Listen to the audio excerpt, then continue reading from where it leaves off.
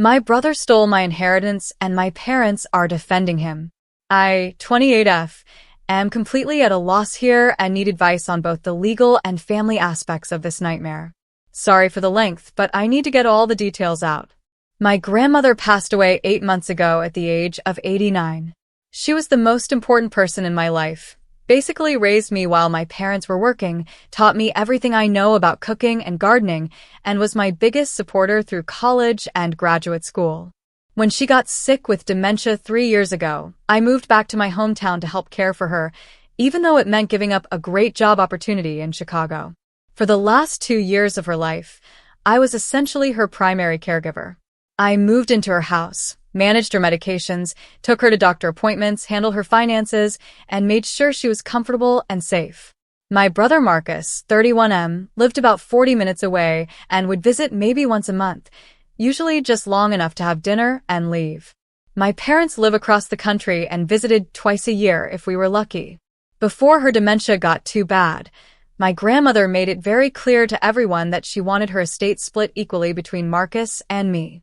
She had about $180,000 in savings, a house worth around $220,000, and various investments totaling about $95,000. She told me multiple times that she'd updated her will to reflect this, and that she'd also set up accounts that would make me the beneficiary since I was the one taking care of everything. When she passed, I was devastated but also relieved that she was no longer suffering. The funeral was small but beautiful, and I thought we could all start the grieving process and handle her affairs respectfully. That's when everything went to hell. About 2 weeks after the funeral, I went to meet with her lawyer to discuss the will and estate proceedings. I'd been handling most of her paperwork for the past 2 years, so I thought this would be straightforward. The lawyer, Mr. Peterson, looked confused when I arrived. "I'm sorry," he said, "but I don't have any updated will from your grandmother. The most recent one I have is from 2015, before her health declined. According to this, everything goes to your parents, with small gifts to you and your brother." I was stunned.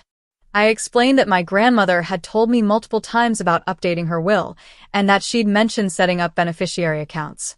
Mr. Peterson checked his files again, but came up empty. He suggested I look through her personal papers to see if she'd worked with another lawyer, or if there were any documents I'd missed. I spent the next 3 days going through every paper in her house. I found bank statements, investment account information, insurance policies, everything you'd expect. But here's where it gets crazy. According to the most recent statements I could find, her savings account that should have had about $180,000 only had $3,200 in it. Her investment accounts that should have totaled around $95,000 were completely empty. I immediately called the bank and investment company. After proving my identity and explaining that I had power of attorney, which was still valid, they were able to give me some information. Over the past 8 months, there had been multiple large withdrawals and transfers from my grandmother's accounts. The person making these transactions had provided proper identification and authorization. It was Marcus. I confronted him immediately, called him up, and asked him point blank what happened to our grandmother's money. At first he tried to play dumb, but when I told him I had the bank records, he finally admitted it. "She was just going to lose it all to the nursing home anyway," he said, like that justified everything. "At least this way it stays in the family." I was speechless. I asked him how he even had access to her accounts, and he explained that he'd taken her to the bank about 10 months ago when her dementia was getting worse, but she was still lucid some days. He told her that he wanted to help me manage her finances since I was so overwhelmed with her care, and convinced her to add him as a joint account holder on everything. Then, over the next several months, he'd been systematically draining her accounts. He claimed it was to preserve the inheritance and avoid having it seized if she needed long-term care. But instead of telling me or discussing it with the family, he'd been funneling the money into his own accounts. "I was going to split it with you," he insisted. "I just wanted to make sure it was protected first."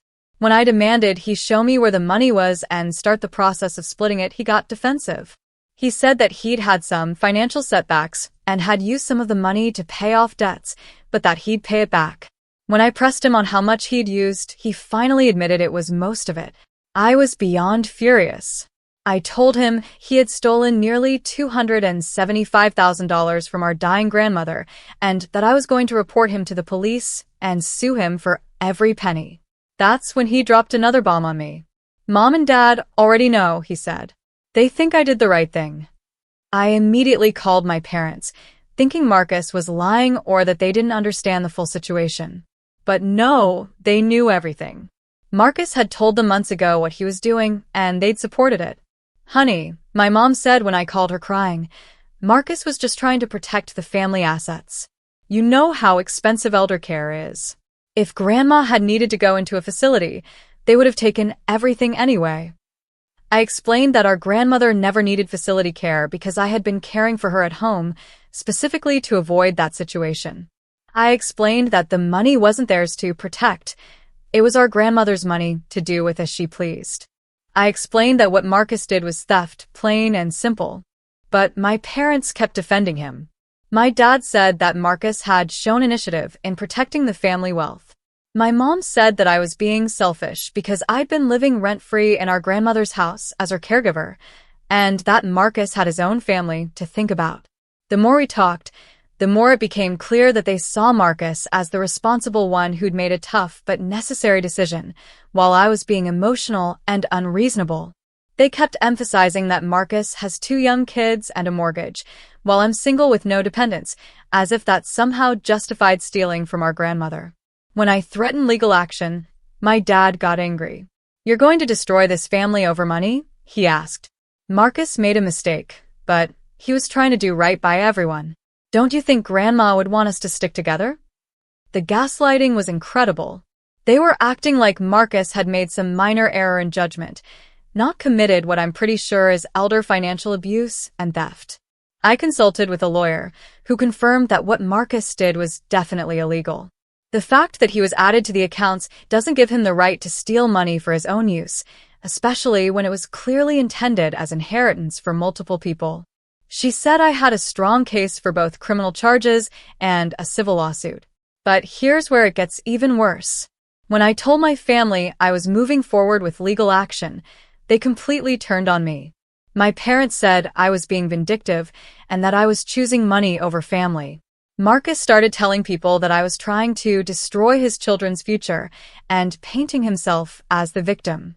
Extended family members started calling me, asking me to be reasonable and think about the kids. Aunts and uncles who I thought would be outraged by what Marcus did instead seemed to think I was the problem for refusing to work it out within the family. The most hurtful conversation was with my Aunt Sarah, who was also very close to my grandmother. I thought she'd be furious when I told her what happened, but instead she said, "Well, you did get to live in her house rent-free for 2 years. And you don't have kids to worry about like Marcus does. Maybe you should think about what's best for everyone." I felt like I was going crazy. Was I missing something? Was I wrong to be this angry about what happened? But the more I thought about it, the more I realized what was really going on. Marcus has always been the golden child in my family. He's the firstborn, the one who gave my parents grandchildren, the one who followed a traditional path with marriage and a house in the suburbs. I'm the single daughter who moved away for college, who chose career over family, who never gave them grandkids. When Marcus screwed up, and he screwed up before, with job losses and financial problems that my parents have helped him with, the family closes ranks around him. When I have problems or need support, I'm expected to handle things myself because I'm independent and strong. This situation has just made that dynamic crystal clear. Marcus can literally steal hundreds of thousands of dollars from our dying grandmother, and my parents will find ways to justify it and blame me for being upset about it. I filed a police report 3 weeks ago.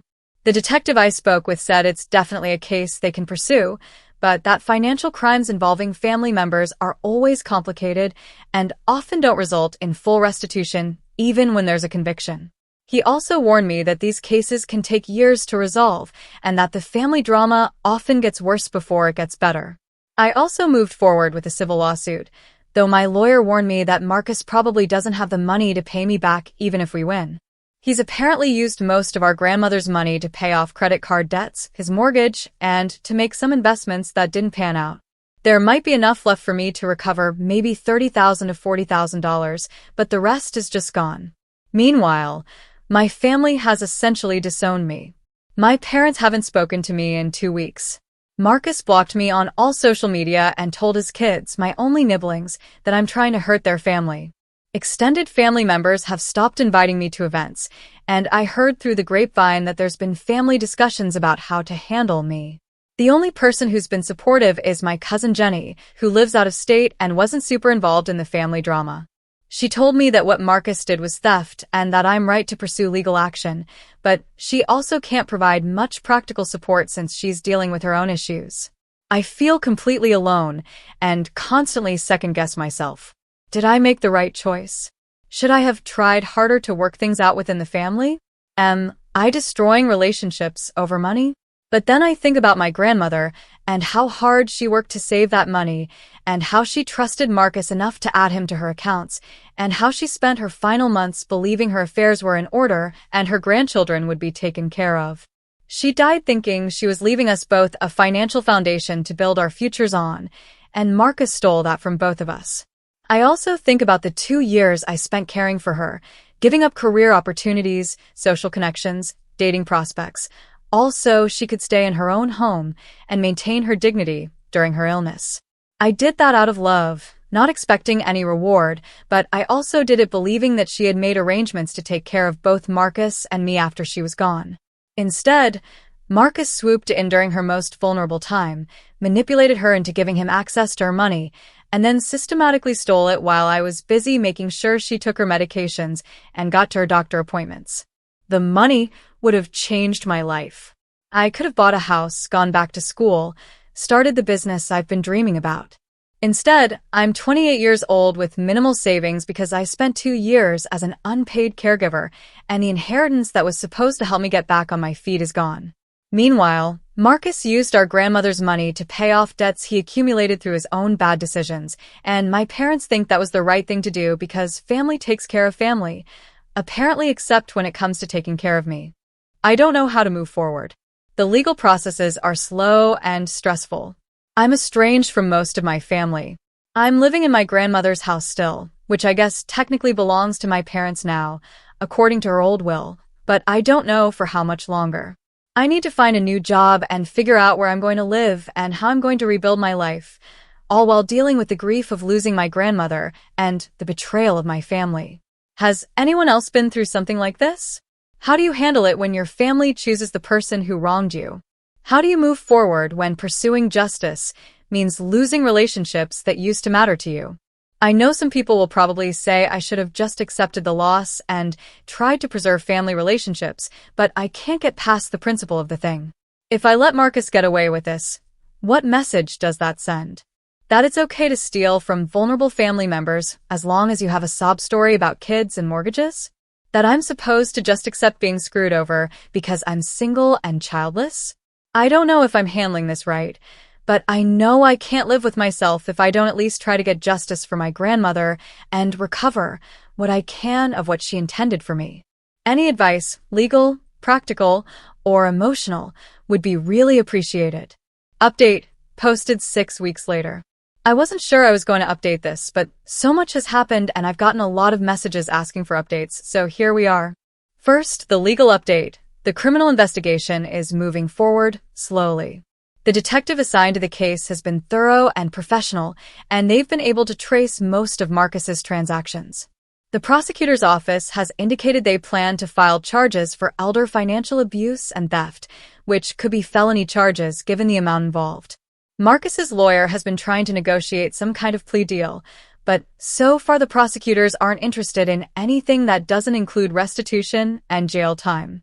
The civil lawsuit is also progressing. We had depositions last month, and Marcus's financial situation is even worse than I thought. My lawyer was able to subpoena his bank records and financial documents, and it turns out he's been living way beyond his means for years. The money he stole from our grandmother mostly went to credit card companies and back taxes he owed. There's very little left to recover, maybe $15,000 at most. But here's the thing that's been both vindicating and heartbreaking. We found evidence that this wasn't the first time Marcus had stolen from our grandmother. During the deposition, it came out that Marcus had been borrowing smaller amounts from her accounts for at least 2 years before the major theft I discovered. A few hundred here, 1,000 there, always with promises to pay it back. Our grandmother's dementia meant she wasn't keeping close track of her finances during that period, and I was focused on her medical care rather than monitoring every transaction. When confronted with this evidence, Marcus finally broke down and admitted that he'd been taking money from her periodically whenever he had financial emergencies. He claimed she had given him permission, but the timing of the withdrawals, always when I wasn't around, always for exact amounts that matched his credit card payments or mortgage, made it clear this was systematic theft. This revelation has been devastating for different reasons than I expected. It means that during the time I was sacrificing my own career and life to care for our grandmother, Marcus was actively stealing from her. While I was making sure she had groceries and got to her doctor appointments, he was draining her accounts behind both of our backs. It also means that our grandmother probably knew something was wrong with her finances, but was too embarrassed or confused to say anything. I keep thinking about times she seemed worried about money or asked me about her accounts, and I wonder if she was trying to tell me what was happening but couldn't find the words because of the dementia. The family dynamics have gotten even worse, if that's possible. When the criminal charges were filed, my parents hired Marcus a lawyer. Apparently, they took out a second mortgage to pay for it. They've been telling everyone who will listen that I'm destroying the family and that Marcus made mistakes but doesn't deserve to go to prison. My mom actually showed up at my work 3 weeks ago, crying and begging me to drop the charges. She said that Marcus's kids need their father and that sending him to jail won't bring our grandmother back. When I pointed out that Marcus should have thought about his kids before he decided to steal from a dying woman, she said I was being cruel and vindictive. The conversation got heated, and she ended up saying some things that I don't think our relationship will ever recover from. She told me that I was selfish for taking care of our grandmother instead of building my own life, and that I was now being selfish again by refusing to consider what's best for Marcus's family. She said that our grandmother would be ashamed of me for tearing the family apart over money. That last comment broke something in me. I told her that our grandmother would be ashamed of a grandson who stole from her while she was dying and ashamed of parents who defended him for doing it. I told her that she was welcome to choose Marcus over me, but that she couldn't have it both ways. She couldn't support his theft and then expect me to pretend it didn't happen for the sake of family peace. She left crying, and we haven't spoken since. My dad has taken a different approach. Instead of emotional appeals, he's been trying to guilt me with practical arguments. He keeps calling and texting about how the legal fees are bankrupting them, how Marcus might lose his house, how the kids are confused and scared about what's happening to their dad. He's been sending me articles about how family disputes over inheritance tear families apart permanently, as if I'm the one who created this situation.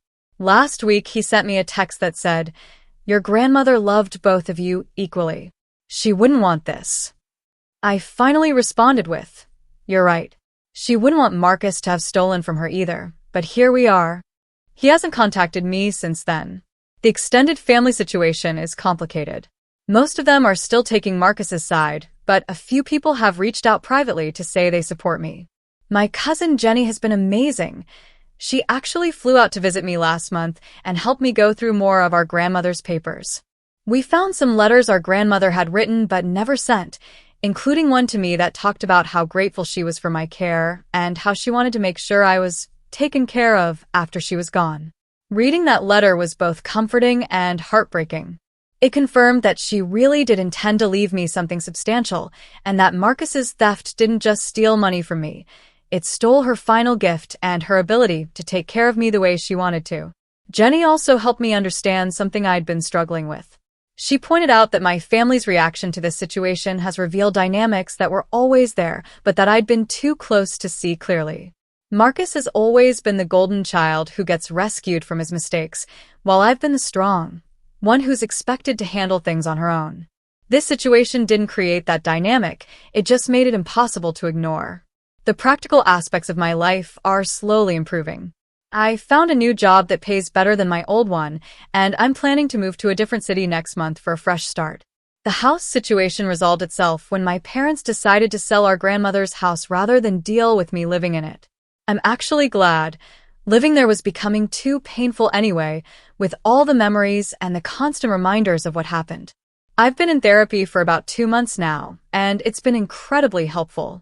My therapist has helped me understand that grief is complicated, and that I'm not just grieving the loss of my grandmother. I'm also grieving the loss of my family relationships and the loss of the future I thought I was going to have.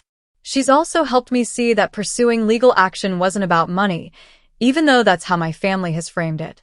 It was about principle, about justice, about honoring my grandmother's memory and wishes. The money would have been nice, but what I really couldn't accept was the idea that Marcus could steal from a vulnerable elderly woman and face no consequences, because family protects family. I've also started connecting with support groups for people dealing with family estrangement. It's been both sad and comforting to learn how common these situations are.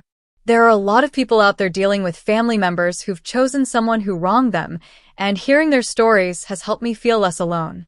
One thing that's been interesting is how many people have told me that situations like this often reveal people's true characters.